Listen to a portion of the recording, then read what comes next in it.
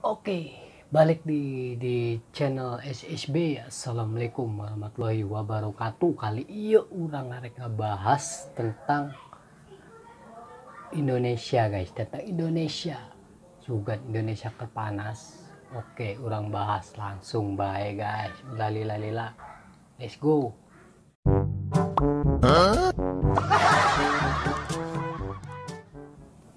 Jokowi tantang balik tik Uni Eropa. Kamu tarung apapun. Kita ini kan hentikan ekspor nikel ore keluar. Ini sudah digugat sama Uni Eropa. Gugat di WTO. Mantap. Defisit transaksi berjalan, defisit terhadap yang kita sudah beres.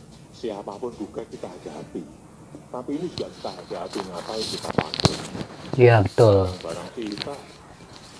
Orang rek naon sih ya, benar. Mau kita ekspor mau enggak kan suka kita. Oh iya. Kita pastikan bahwa kita harus mendalami, kita mempelajari apakah yang dituntutkan oleh Uni Eropa itu. Jadi kita akan layani mereka di sana. Kita akan memperjuangkan hak-hak kita. Kita akan meng-hire daripada tim pasukan legal kita yang terbaik kita bisa hire, dan kita akan memperjuangkan hak-hak perdagangan kita. Gerakan Jokowi ini membuat Eropa khawatir. Wih, cakep ya, Presiden Jokowi cakep emang. Eropa tergantung biji nikel yang terbesar dipasok oleh Indonesia. Iya, benar. Indonesia melarang ekspor biji nikelnya ke Eropa, hancurlah pabrik-pabrik baja di Eropa. Bisa bangkrut mereka. Dioper wae guys, saya ingin bangkrut mah. Demi rakyat Indonesia benar-benar ditunjukkan oleh seorang Jokowi.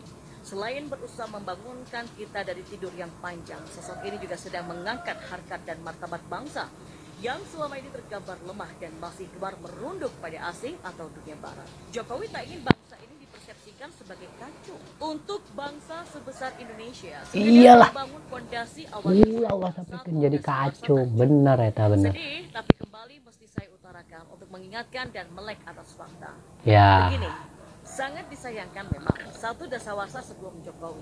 Sekali lagi sebelum Jokowi nahkodai bangsa ini, porsi yang paling diingat rakyat lebih banyak bangun kelanggengan kekuasaan di periode pertamanya, lantas proyek mangkrak jauh dari target, kader-kadernya yang korupsi di periode keduanya. Parah emang loba korupsi. Giliran sudah jadi Parah. mantan dan terbuka lebar kesempatan malah tak rekaman. Di eranya Pak Satu ini, kelompok radikal tumbuh subur serupa jamur di musim penghujan.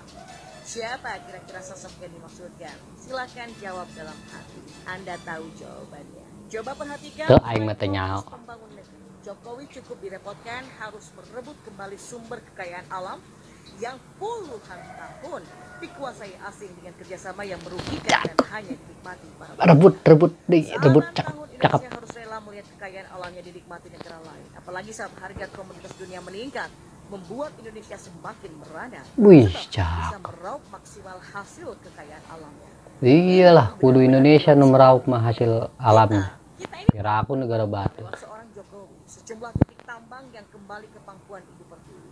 Meski tak sepenuhnya dinasionalisasi, namun setidaknya Indonesia kini berbangga karena mendapatkan pembagian keuntungan yang paling besar.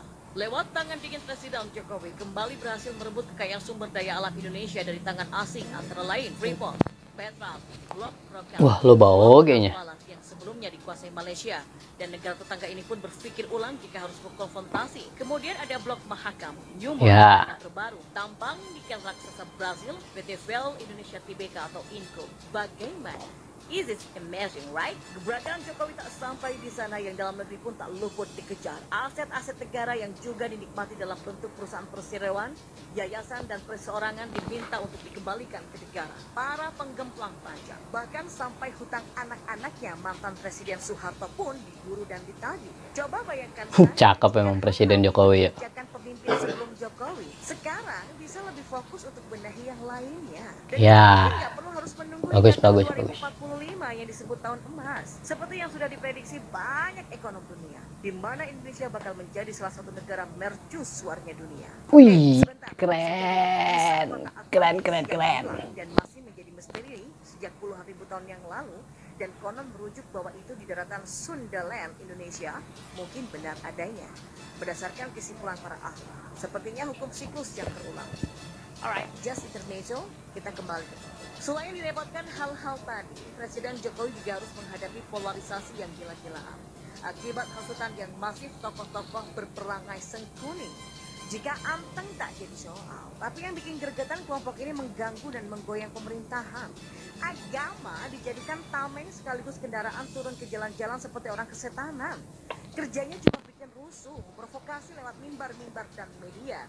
Sedangkan kelompok radikalis sibuk merencanakan niat jahat mengganti ideologi bangsa. Bisa kita bayangkan, semisal nih kita sedang membangun rumah untuk melindungi panas terik dan hujan keluarga kita. Tapi ada orang-orang yang nyaris setiap saat ada yang mengganggu niat baik kita. Akhirnya hanya bisa bersabar, tapi juga ikhtiar secara smart. Akhirnya pun sedikit demi sedikit memutilasi tangan, kaki, kepala dan cukup sisakan kembungnya saja. Parah emang. Seperti yang sudah kita ketahui bersama, beberapa waktu yang lalu Uni Eropa geram kepada Indonesia. Pasalnya, Presiden Jokowi membuat keputusan melarang ekspor nikel ke Eropa. Dan akibatnya apa? Indonesia diancam akan digugat ke Organisasi Perdagangan Dunia atau WTO. Dan apa reaksi Presiden RI ke-7 Jokowi ini? Ya, dengan lantang, Presiden tak sedikit pun gentar, apalagi mundur. Cakep. Baru itu Presiden. Keren Jokowi, keren. Indonesia digugat oleh Eropa ke Organisasi Perdagangan Dunia atau WTO karena melarang ekspor nikel mentah. Presiden Jokowi menegaskan bila ingin nikel dari RI, maka negara Eropa dipersilahkan untuk membangun pabrik di Indonesia. Tak ada tawar-tawaran lagi. Jokowi mengungkapkan pelarangan ekspor nikel ini bukan berarti Indonesia adalah negara yang tertutup dengan negara lain. Presiden Jokowi bahkan menyebutkan di G20 sudah menyampaikan jika Indonesia tak ingin mengganggu kegiatan produksi negara-negara tersebut dengan larangan yang sudah dia buat. Pernyataan Presiden Jokowi tegas seperti yang dapat kita baca berikut ini. Kita terbuka, tidak tertutup. Silakan kalau ingin nikel dari Indonesia, silakan datang ke Indonesia, bawa pabrik ke Indonesia, bawa industrinya, bawa teknologinya ke Indonesia, kata Presiden Jokowi dalam pertemuan tahunan Bank Indonesia. Keren. Keren, Bapak Jokowi keren. Mengatakan hasil olahan atur nuhun Pak Jokowi. Jadi atau barang jadi. Dikerjakan nggak sampai barang jadi nggak apa-apa kok. Misalnya nanti baterai dikerjakan di sana nggak apa-apa. Mobilnya di sana nggak apa-apa. Tapi lebih baik kalau dikerjakan di sini. Kita tidak tertutup. Nah, eta maksudnya teh. Jadi terbuka. Bukan tanpa resiko. Maka jangan heran jika dibarengi dengan tindakan yang cerdas dan penuh makna dari Presiden Jokowi. Iya. Lalu, tindakan apa saja itu? Yang pertama, alutsista kita mulai diperkuat. Beberapa waktu lalu, Prabowo Subianto sebagai Menhan membeli alutsista dan secara periodik menyerahkan alutsista terbaru kepada TNI. Itu sebetulnya tidak hanya memenuhi kebutuhan sesuai perubahan zaman saja, tapi juga ada maksud tertentu dari Presiden Jokowi. Dan ini tak dilihat secara terang oleh publik maupun media atas maksud dan tujuan yang tersembunyi. Yang kedua, Presiden lewat Menhan membentuk Komcat atau komponen cadangan dan sudah dilakukan angkatan pertama. Dan akan terus dilakukan secara bertahap angkatan kedua dan seterusnya sesuai dengan kebutuhan.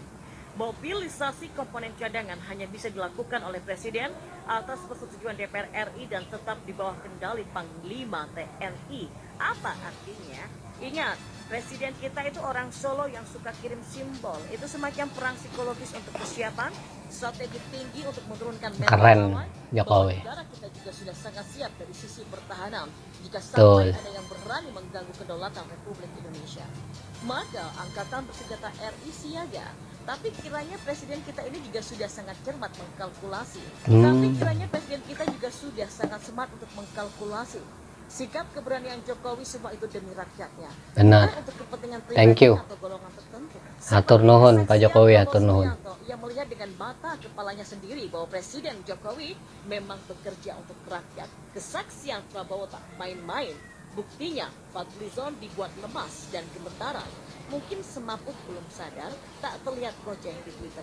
Permintaan Presiden sederhana saja, ia mau orang-orang Eropa itu agar bangun pabriknya di Indonesia. Maka dengan begitu, diharapkan akan membuka lowongan kerja. Maka secara otomatis negara kita mendapatkan keuntungan berlipat ganda. Betul. Kalau mau nikel Indonesia, bangun pabrik di sini.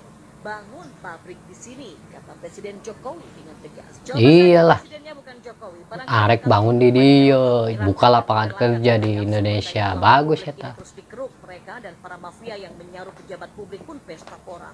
Tak ubahnya kejadian di era sebelum Jokowi menahkodai Nusantara. Sudah saatnya kita memang harus bangkit dari tidur yang panjang dan memang rakyat butuh pemimpin seperti Presiden Jokowi. Betul yang sekali. gila, berani, tegas dan juga ngoboy agar tak terus-menerus kita diinjak-injak oleh bangsa asing dengan segala kepentingan. Bersama Presiden Jokowi membuat fondasi dasar yang kuat agar dapat dibangun rumah yang hebat. Untuk generasi di masa datang, Indonesia maju dalam suasana. Oke.